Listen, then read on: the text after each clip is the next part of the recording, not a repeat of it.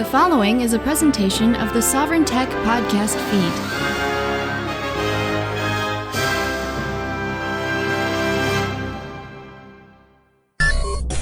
Coming to you live from my Windows 7 machine and Ice Planet Zero.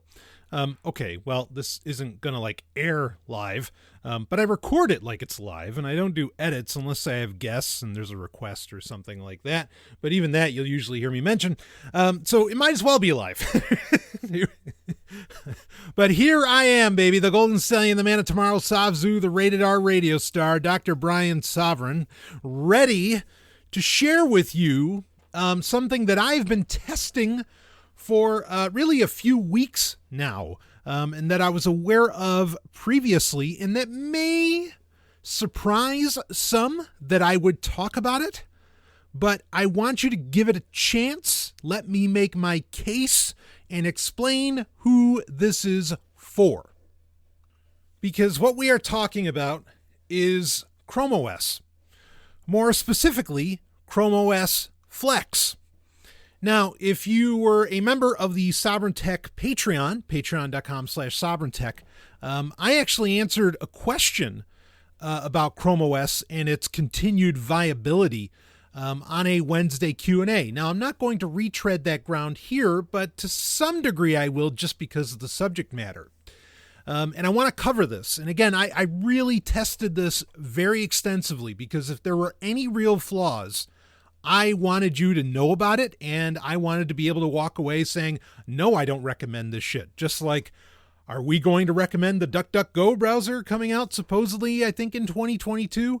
Fuck no. And listen to the, most recent Sovryn short called Duck Duck Never Again to understand why. So what is this Chrome OS Flex, and why am I wasting my time talking, or why am I bothering to talk about it? Chrome OS Flex actually isn't something new. It's new in that, somewhat of its capabilities that it has now are new. It's now the official Google release of this, because originally Chrome OS Flex was something called CloudReady. CloudReady was originally a company that was effectively making Chrome OS work on devices that were not sponsored, or, that were not approved by Google. But that it made sense to do it because Chrome OS is such a lightweight operating system and a secure one. Both of those things. Because it is those two things, CloudReady saw a market opportunity to have a lot of old either government or school, though kind of repeating myself there, hardware, and update it and give it, a fresh coat of paint and, make it relevant. Make older computers relevant again via Chrome OS, while being, again, modern and still secure. And in the abstract, it's a great idea. It's not that different from why we recommend, or, why a lot of security researchers or myself would recommend, get a lightweight Linux distro and pop that on your old computer, and, you breathe new life into the computer and you can keep on using it. And then, well, we could get into a whole other conversation around security, which we may get to in this Sovryn short anyway.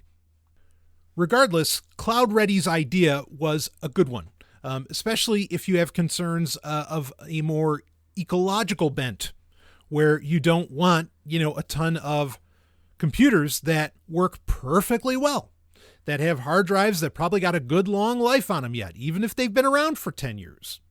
Especially if it's older hard drives, right? Those babies, some of them can last forever, or seemingly, or, pop some spin right on that action and get that baby back and, back going.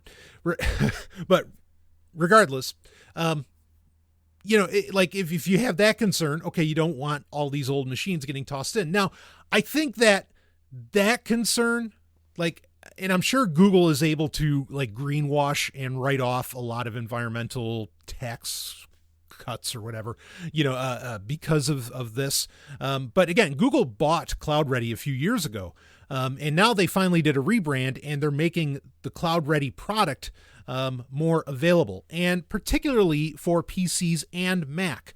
Now, I think that this is actually a brilliant move, as it was when CloudReady was doing it. Now, Chrome OS Flex is in early access. That's important to note. Okay, I will talk about my testing of it, but it is in early access. Let me give you the system requirements. Again, this is effectively putting Chrome OS onto a PC or Mac, including older computers. But let's talk about the system requirements before we go further. Minimum device requirements. In fact, I'll have a link in the show notes for the 9 to 5 Google story from a few weeks ago if you want to check that out and get more details on it. And there's even a page that you can look up where Google gives you compatible, like, tested devices, even though you can try it on anything. And I've tried it on a few different devices and didn't have any issue, but I'll talk about that more later. All right, minimum device requirements. Needs to be Intel or AMD x86 64-bit compatible device. So 64-bit.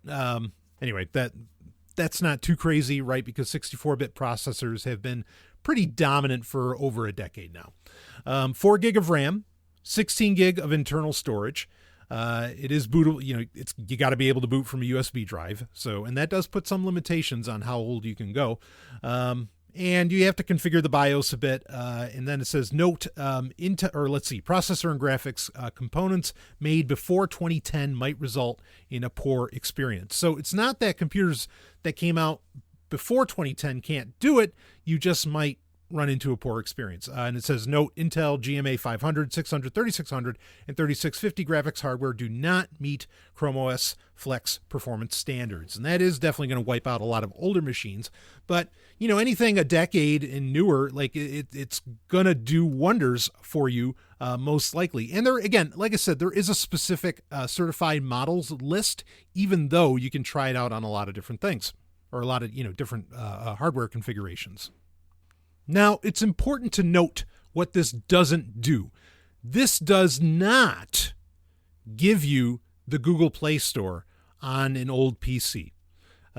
For a lot of people, what makes Chrome OS palatable is having the Google Play Store, is being able to use Android apps on a desktop environment, in such an easy fashion.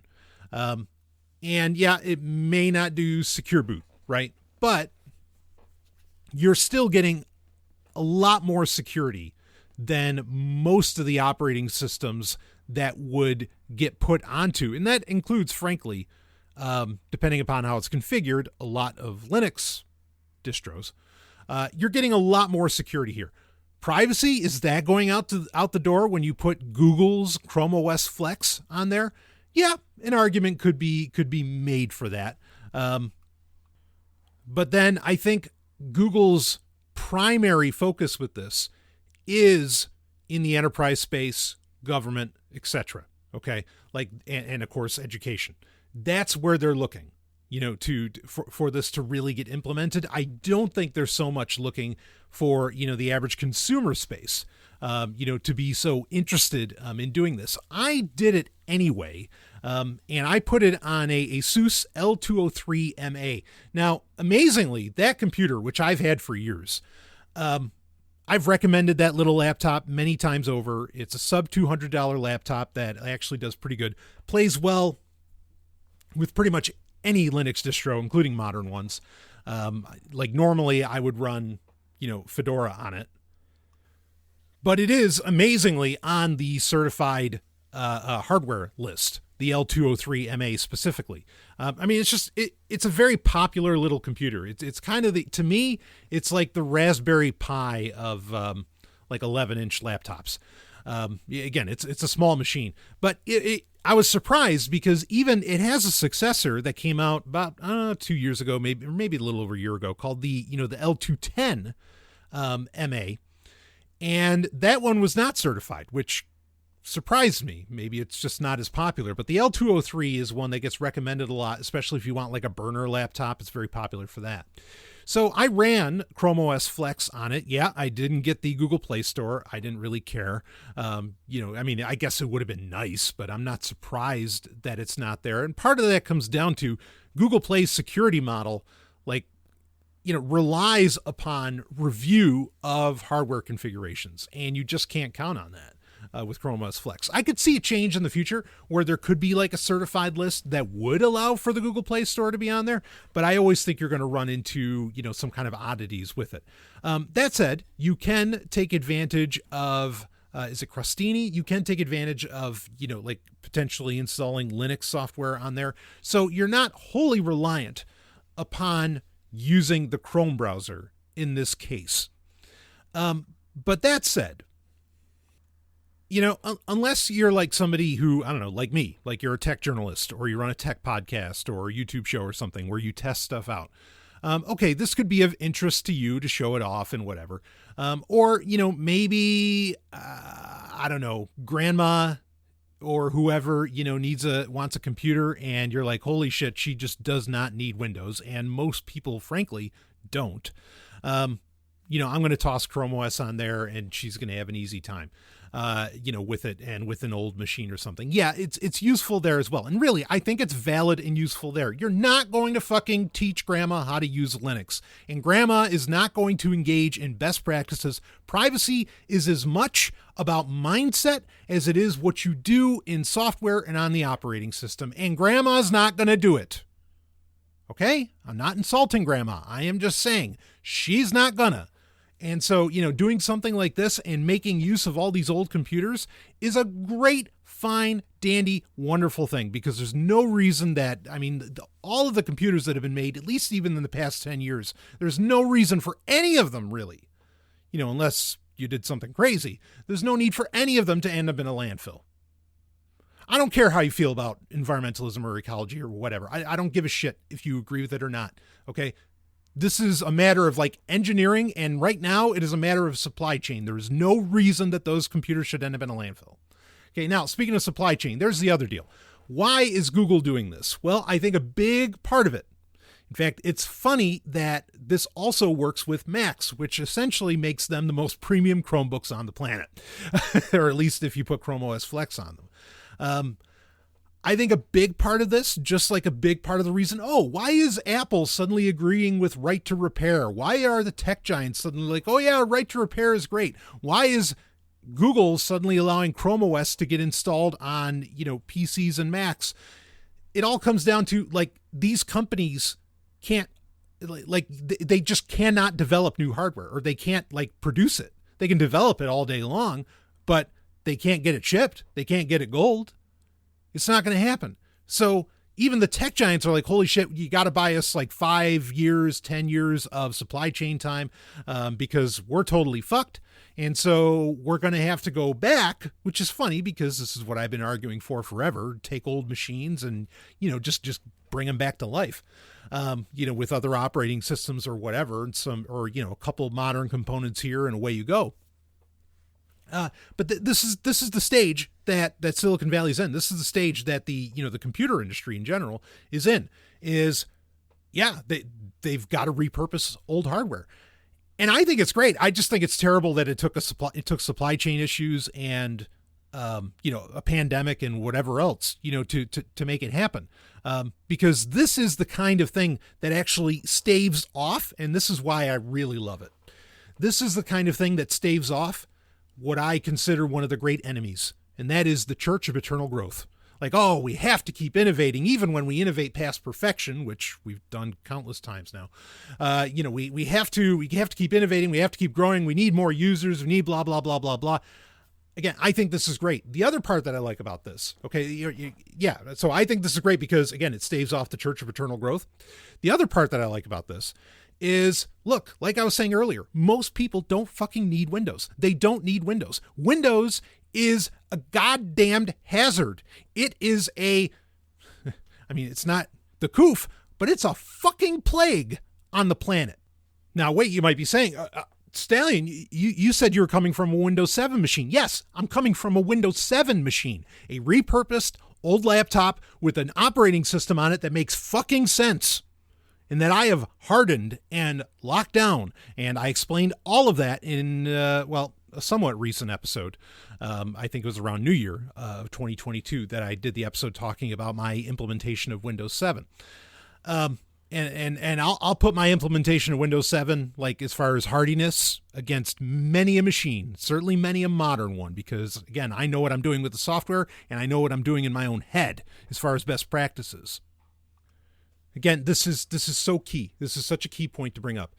Privacy, having privacy on your devices is so much more than using open source software. It is so much more. Now, what I'm going to say, believe me, am I against Linux? By no means. Linux is my main deal. That's my daily driver. Been using Linux practically since I was a fucking teenager, okay? No one's arguing against Linux here, but I want to be abundantly clear on this. That unless a person engages in best practices, in many ways, it doesn't matter what operating system they're using. Getting a bunch of people to switch over to Linux, but then they're still fucking shitty about, app minimalism and account minimalism, as in they don't engage in those things, along with other best practices, it's not going to change shit. It's not going to secure, the grand network that is the big bad internet that we're all connecting to. It's not going to happen. Now, Chrome OS, fuck Google, but Chrome OS is a far more hardened, and part of its security comes from its simplicity. Okay, so I approve of a lot of people jumping on top of Chrome OS. I think even if you're somebody who's very knowledgeable when it comes to security, cybersecurity, privacy, and so on, I still think there can be a place for a Chromebook in your workflow, especially if you work a 9-to-5 job, because it's far better for you to completely separate your work life away from everything else that you do, and doing so with a Chromebook is a fine thing, in my opinion. And that speaks to the other part where I think this totally makes sense. Yeah, I mean, you have schools, you have, all kinds of, dare I say, markets out there where, taking old ThinkPads or whatever else and slapping Chrome OS Flex on them and making them more modern machines that can just keep getting reused makes all the fucking sense in the world, especially with an operating system that is far more secure than Windows is by a long shot. And as far as out of the box, does a far better job than most, not all, let me phrase it this way, than many popular Linux distros. How about that? Okay. Again, we're not talking about OpenBSD here. Different story, right? And of course, that's not Linux. But regardless, in the world we live in right now, practically, there is a place for this, and it is actually a fine and dandy thing, and something that I would recommend, get taken advantage of. So it's the right move. Unfortunately, I think it's for all the wrong reasons. It's really just to stave off, maybe it's a way to get, again, it's all the wrong reasons, because maybe it's a way to get more users of Chrome OS, by Google. That looks good to investors because they literally can't produce enough Chromebooks, to meet their goals or whatever else. I know that that's part of that. Again, this is staving off the church paternal growth, but this is really a big reason that this is happening. Comes down to supply chain issues, straight up. And I mean, the supply chain issues are nefarious and, also branches out of many degrees of stupidity in a lot of different places. But Chrome OS Flex is A, not stupid, B, I don't think it's nefarious. I mean, again, okay, it's Google. You don't want to touch it. But I fucking hear you. Okay, I fucking hear you. Again, but this gets into another area where it's like, okay, you don't want to make it easy for them either. I understand that. But at the same time, much as I have talked about in recent episodes, I also hope you're not using an Android phone. And don't give me crap about, well, but I have Lineage OS, or I have this, or I have that. If you're, anyway, I've talked about it on previous episodes. I don't want to go back down that road. Okay. But we are seeing the cracks in the system, and privacy is a very real, important, necessary thing for many reasons. All right. This one's about security, and I applaud the move in this direction. Okay, because most of the operating systems out there do not, fuck the cloud. I hate the cloud. The cloud is what people have, cloud computing is what people have to deal with, today. All right. So having operating systems that at their core of development are cloud, I guess you could say cloud first, even though, again, Chrome OS isn't really cloud first anymore, but where security is at the heart of it, and somewhat cloud first, or at least knowing that it's going to fucking connect to the internet and all of this. Chrome OS is doing security right in a million ways in that kind of world. Is that what I want? No, that is not the world that I want. But the world that I want, computers don't even really talk to each other, okay, or at least not consumer PCs and whatever else. But that, again, that's a completely different conversation. But in the world we live in, this is actually a really cool and, like I said, good thing. Fuck Google, but this is a good thing.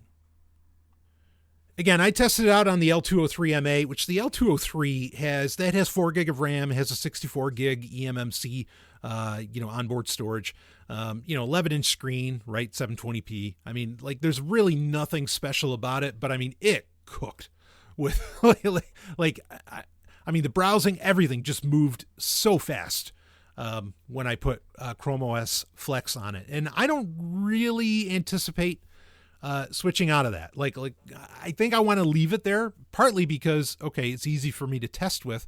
The other part is, I have other machines that run Fedora and whatever. So to have something that's already certified and good to go with Chrome OS Flex, yeah, I'm intrigued to see how that goes.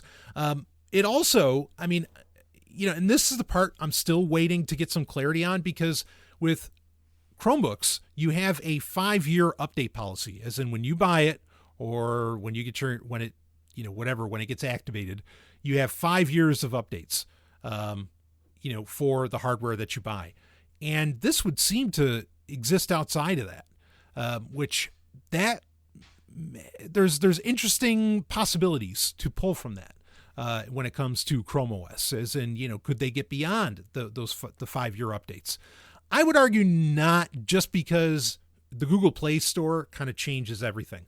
But if it's not a Chromebook or Chrome OS Flex device that, if it doesn't use the Google Play Store, I don't see why it can't keep getting, kind of the stock Flex updates.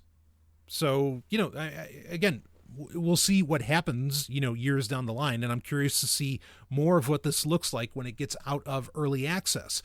But ultimately, Windows is, just downright, or at least Windows 8 and up, is downright harmful, okay, to both the internet ecosystem, as well as, I would argue, to people's sanity at large.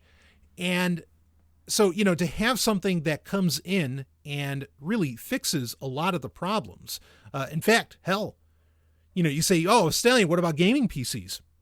Steam, they at a recent Google event, they brought, and I'm talking like a week ago, they said, yeah, Steam's coming out of alpha on specific Chromebooks now. So Chromebooks can become some already are full-on gaming machines. Okay. So yeah, the idea that Windows can finally die, please, or at the very least, force, and I've predicted this from a long time, and even Microsoft engineers have come out and said it was a possibility over the years, force Microsoft's hand into turning Windows, making it open source. And just like it's already so much not a part of Microsoft's bread and butter. Like, just let it go and just fucking give it to the community already and let it be. But because I use Windows 7 and I'm like, oh fuck, this is great. This is how an operating system is meant to be, and I can get this done and this done and this done and this done, and all of that, and it's awesome. But Windows hasn't been that for 10 years at least. So Chrome OS swooping in and fucking up Windows and, just destroying that market. Great. Okay. Do I want Linux to really do that? Sure. I'd like Linux to do that as well. But like I said, the hard reality that we have to face in 2022 is that privacy is not even about really software anymore. It's a part of it, but it's not really, a part of software anymore. And there's so many things being developed, that are going to be baked into the World Wide Web.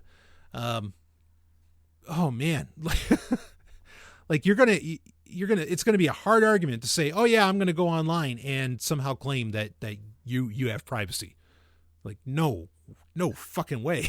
So anyway, so if you're gonna go online, you might as well do it with, and especially if you again aren't so tech savvy, might as well do it with something that out of the box is a lot more secure than most of the competition.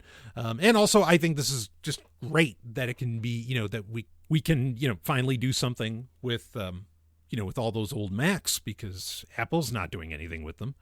I think this is a great thing.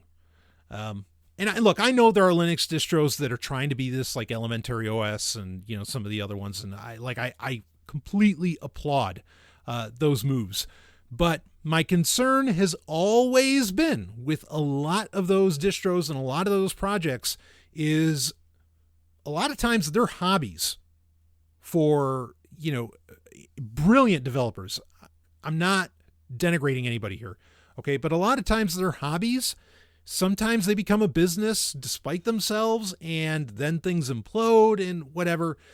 Again, speaking in a very practical, here we are in this world that we exist in, having Google's development power and frankly, purchase power, behind it. I have, from a security standpoint, not a privacy standpoint, from a security standpoint, I have a lot more confidence in this. And it's something that, if somebody said, hey, my computer's dying or whatever, I would totally, say, no, don't go out and buy a new Windows machine or anything like that. Let's see if we can get Chrome OS Flex going on there.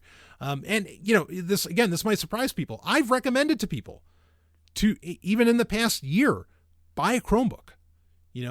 Okay, what do you do on a computer? You check your email, you do this. In fact, your email's already Gmail, so you already have a Google account. They're already scanning through all that, what do you do? Okay, a Chromebook makes sense for you. Because not everybody gives a fucking shit about having, their computer being the center of their life or, whatever. I totally get that. So Chromebooks absolutely have a place.